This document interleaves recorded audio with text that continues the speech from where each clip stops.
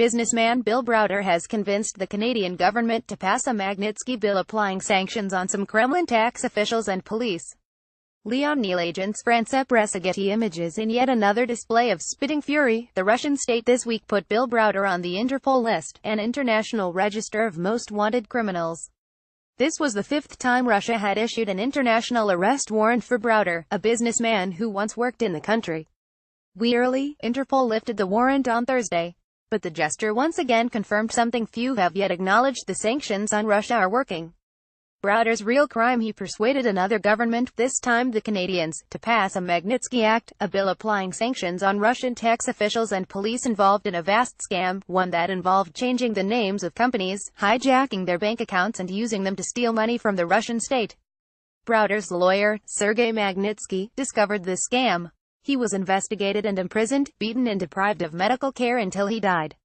Ever since, Browder has crusaded to punish those responsible by depriving them of access to Western banks, Western vacation homes and Western educations for their children.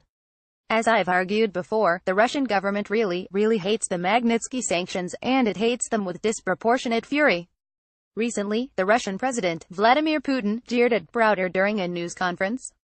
The Russian lawyer who met with Jared Kushner, Paul Manafort and Donald Trump Jr. in June 2016, the one whose fixer dangled the tantalizing offer of official documents and information that would incriminate Hillary Clinton, was seeking to have the Magnitsky sanctions lifted, too.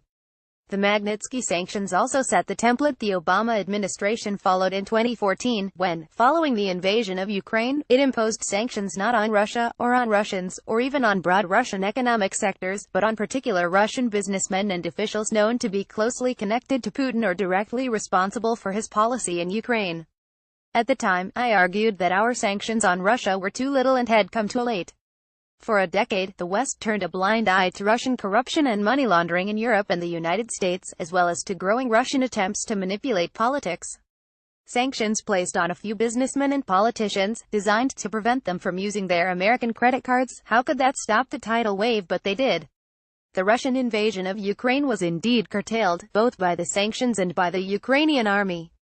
A Russian plan to divide Ukraine and create a Russian-speaking state in the East, Novorossiya, never came to fruition. The war goes on, but at least it is confined to the far eastern corner of the country. Instead of Novorossiya, the Russian invasion created an unattractive mini-state, a tiny thugocracy, the Donetsk People's Republic, that is not going to attract imitators. Russian attempts to overturn the sanctions, to persuade Europeans to squabble among themselves and drop them, have so far failed. Even the Russian plan to get Donald Trump elected so that he could lift sanctions has backfired, at least for the moment. Russian participation in the U.S. election has so constrained the Trump administration that it has found it difficult to have any kind of Russia policy at all.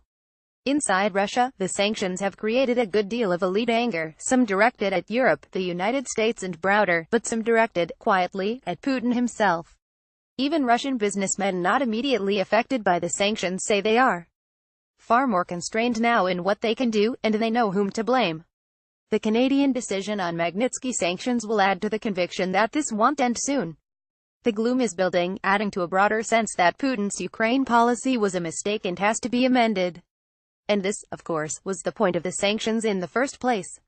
I still think we need a more profound change in our policy toward Russia, one that focuses far more broadly on protecting U.S. and European politics and business from Russian corruption and manipulation, and indeed from corruption and manipulation coming from other authoritarian states. But it's a mistake to imagine that sanctions have no impact. It was foolish for the State Department, in an amateurish attempt at consolidation, to shut down its office on sanctions. This is a sophisticated policy tool, it has its place, and it's having an effect. Russia's spitting fury is the proof. Read more from Anne Applebaum's archive, follow her on Twitter or subscribe to her updates on Facebook.